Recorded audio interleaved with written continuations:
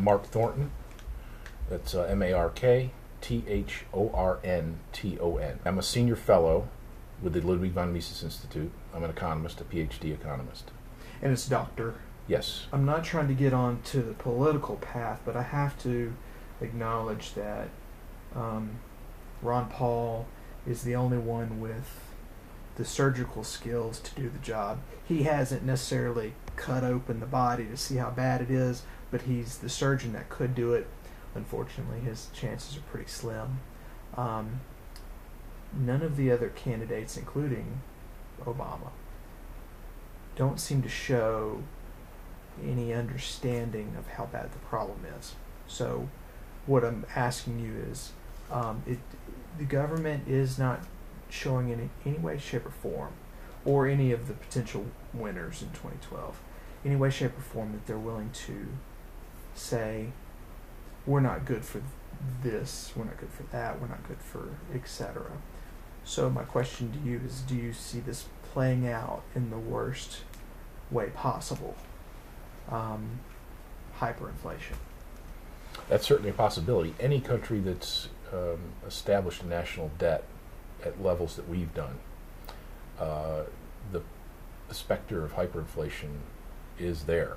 I mean, it's definitely a possibility.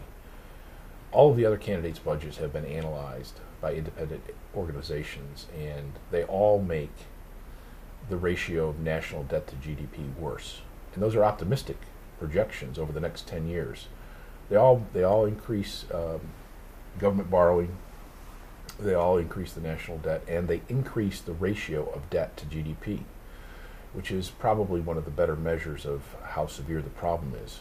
Only Ron Paul's budget's projections actually reduce the level of GDP to, national debt to GDP, and frankly, that's the thing you have to worry about in terms of hyperinflation, that relative measure.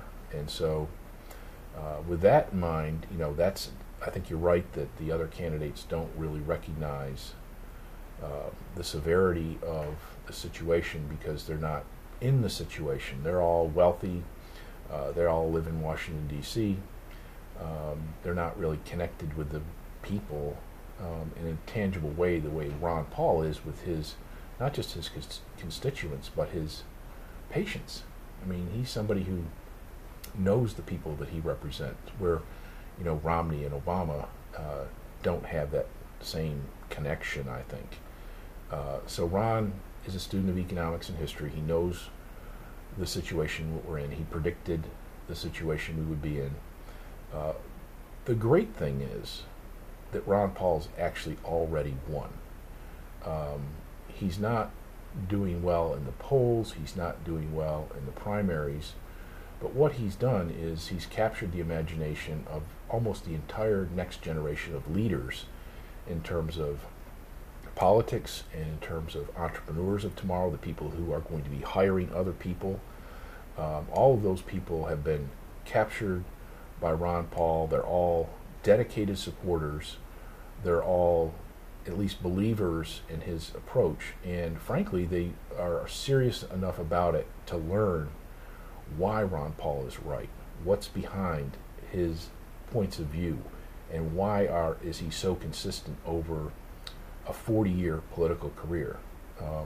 People don't have consistency over 4 months, and Ron's been able to do it for 40 years, and what he said when he walked into Congress is the same thing that he's saying today, and they respect that, and they respect it to the extent that they're willing to buy books and to go to classes and to learn the nuts and bolts of Austrian economics and law, Constitution, history, all of that. And so, in some sense, we've won the battle because the next generation is ours. And everybody that I tell that to, they're completely stunned that they're not going to be able to manipulate the next generation.